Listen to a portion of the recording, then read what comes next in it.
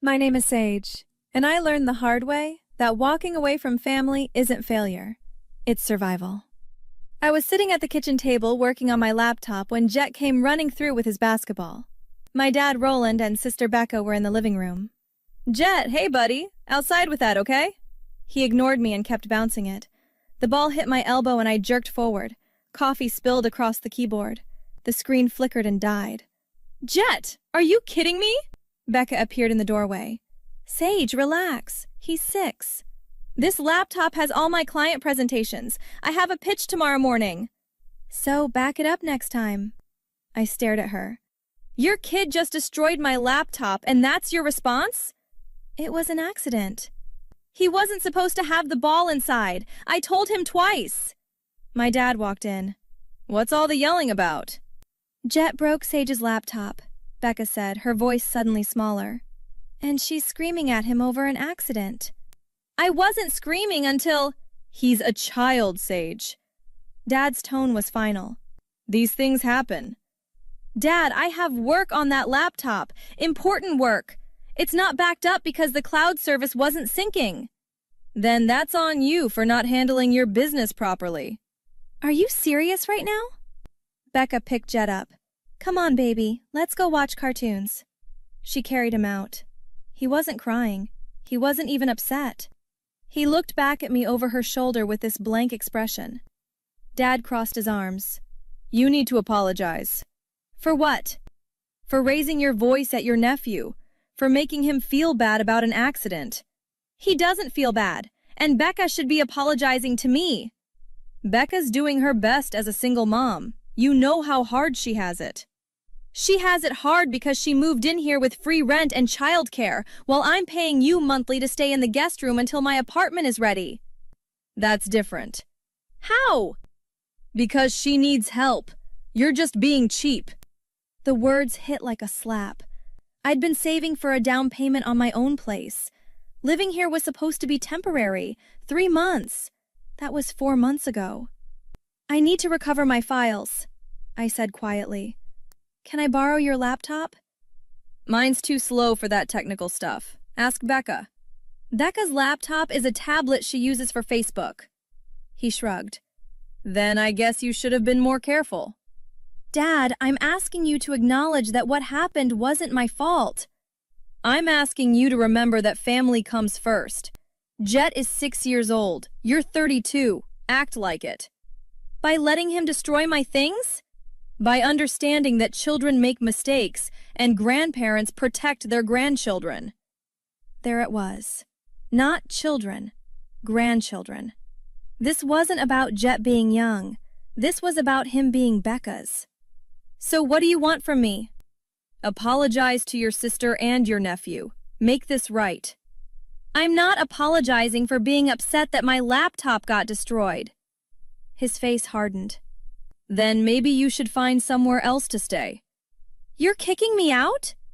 "I'm telling you that this is a family home, and if you can't treat your family with respect, you're not welcome here." Becca peeked around the corner. "Dad, you don't have to—" "No, Becca. She needs to learn." I looked at my sister. She wasn't arguing. She wasn't defending me. She was watching. "Fine." I stood up. "I'll pack." "Not fine. Apologize." "No." "Sage, don't be stubborn." "I'm not being stubborn. I'm being reasonable. Your grandson broke my laptop. Your daughter dismissed it. And you're demanding I apologize for being upset? That's not happening." "Then get out." I started packing in the guest room. My hands were shaking. Dad appeared in the doorway 20 minutes later. "You're really doing this?" "You told me to get out." "I said apologize and stay." "And I said no." He watched me fold a sweater. "Your Aunt Marlene is coming over. She wants to talk to you." "About what?"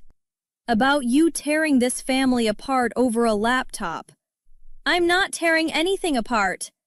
"You're choosing a computer over your nephew." I stopped packing and turned around. "I'm choosing self-respect over being a doormat." "That's dramatic." "Is it? When's the last time you took my side in anything involving Becca?" He didn't answer. Exactly. Aunt Marlene arrived an hour later. She came into the guest room without knocking. Sage, sweetheart, what are we doing here? I'm packing.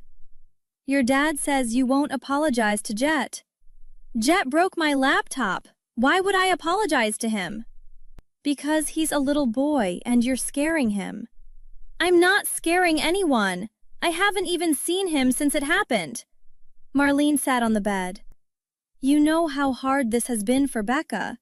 Single mom, no support from Jet's father, trying to figure out her life. She has free housing and free babysitting. That's not the same as having a partner. I'm not her partner either. I'm her sister, and she hasn't acted like one today. She's overwhelmed. So am I. I have a client pitch tomorrow that I might lose because my files are gone. Marlene sighed. Can't you just let this go? For family? Why is it always me who has to let things go? Because you're the strong one. Becca needs more support. And I need a sister who doesn't throw me under the bus when her kid breaks my stuff. You're being selfish. I laughed. It came out bitter. I'm being selfish. Yes. Marlene, I pay rent to stay here. Becca doesn't. I buy my own groceries. Becca doesn't. I clean up after myself. Becca leaves dishes in the sink for Dad to handle. But I'm selfish. You don't have a child. That's not my fault or my problem. Sage. No, I'm done. I'm going to stay with my friend Devin until my apartment is ready. I zipped my suitcase. Marlene stood up. Your grandmother is going to be heartbroken. I froze. Grandma Estelle was in an assisted living facility across town. I visited every Sunday. What does Grandma have to do with this? Your dad manages her care visits. He coordinates everything. So? So if you're not part of this family, why would he include you in family visits? My stomach dropped. He wouldn't do that. He's hurt, Sage. You're choosing pride over your own nephew. I'm choosing boundaries. Well, boundaries have consequences. She left. I sat on the bed with my phone in my hands. I called Grandma's facility. Hi, this is Sage Brennan. I'm calling about my Sunday visit with Estelle Brennan. One moment. A pause. I'm sorry, Ms. Brennan, but your name has been removed from the approved visitor list. What? When? This afternoon. Roland Brennan called and updated the permissions. Can you put me back on? Only the primary contact can modify the list. I hung up. I walked downstairs. Dad was in the living room with Becca and Jet. You blocked me from seeing Grandma? He didn't look up from the TV. Family visits are for family. I'm your daughter. Daughters who respect their family get family privileges. She's my grandmother. And she's my mother. I decide who sees her. Becca shifted uncomfortably on the couch, but said nothing. This is insane. This is consequences. Apologize and I'll restore your access. You're using an 87-year-old woman as leverage? I'm protecting my family from someone who clearly doesn't value it. I looked at Becca. You're okay with this? She wouldn't meet my eyes. Maybe just apologize, Sage. It's not that big of a deal. It is to me. Dad stood up. Then leave. And don't come back until you're ready to put family first. I left. Devin let me crash at his place. I called Grandma's facility every day for a week. The answer was always the same. Then I tried calling Grandma's room directly. Hello? Grandma, it's Sage. Sage, I was wondering when you'd visit. Roland said you've been busy with work. My throat tightened. Yeah, really busy. How are you feeling? Oh, you know, same old bones. When are you coming by? Soon, I promise. I couldn't tell her the truth. 3 weeks later, the facility called me at 6 in the morning. "Ms. Brennan, I'm calling about Estelle Brennan." "What's wrong?" "I'm very sorry to inform you that she passed away last night. It was peaceful." I couldn't breathe. "Does my dad know?" "He's been notified. The funeral arrangements are being made." "Thank you." I sat on Devon's couch, staring at nothing. My phone buzzed. A text from Marlene. "Funeral is Thursday at 2 p.m. Hope you'll be there." No address, no details. I called her. "Marlene, where's the funeral?" "St. Michael's." "What about the burial?" "Rose Hill Cemetery. Family only at the burial." "I'm family." "Sage, your dad is very clear. If you haven't apologized, you're not welcome at family events." "It's Grandma's funeral." "Then you know what to do." She hung up. I went to the funeral. I sat in the back. Dad saw me and his jaw tightened, but he didn't make a scene. Becca sat in the front row with Jet. After the service, people filed out toward the cemetery. I tried to follow. Dad stepped in front of me. "This part is family only." "I'm her granddaughter." "You made your choice." "She died not knowing why I stopped visiting." "That's on you." People were staring. I could feel it. Becca appeared beside Dad. "Sage, please don't do this here." "Don't do what? Grieve my grandmother?" "You're making a scene." "I'm trying to say goodbye." Dad's voice dropped low. "You can say goodbye right here. The burial is for people who chose family." I looking at Marlene standing behind them, at cousins I'd grown up with, at Grandma's friends from the facility. They equeth away. I left. 6 months later, I was sitting in my new apartment, the one I'd saved for, when Devon came over with takeout. "You see your dad posted on Facebook?" "I don't follow him anymore." "He's asking for money. Medical bills for Jet." I looked at Devon's phone. The cop was long and desperate. Jet had broken his arm on a trampoline. Insurance didn't cover everything. Becca couldn't work enough hours. Dad had drained his savings. "He's asking friends to contribute to a GoFundMe." I handed the phone back. "Not my problem." "Harsh. Is it? He's still your dad. And I'm still the daughter he kicked out and blocked from my grandmother's deathbed over a laptop."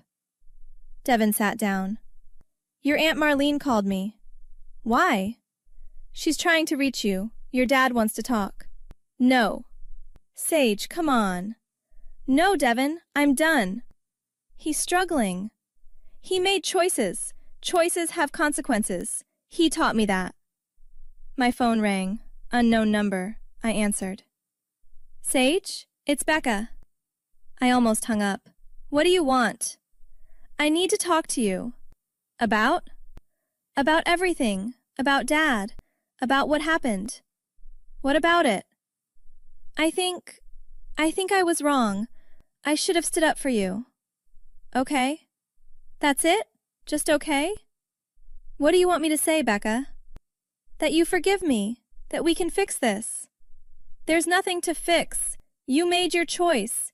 You stood there while Dad blocked me from seeing Grandma before she died. You said nothing." "I was scared." "Of what?" "Of him doing to me what he did to you." "So you sacrificed me instead." "I know. I'm sorry. I'm so sorry." "Is Dad there?"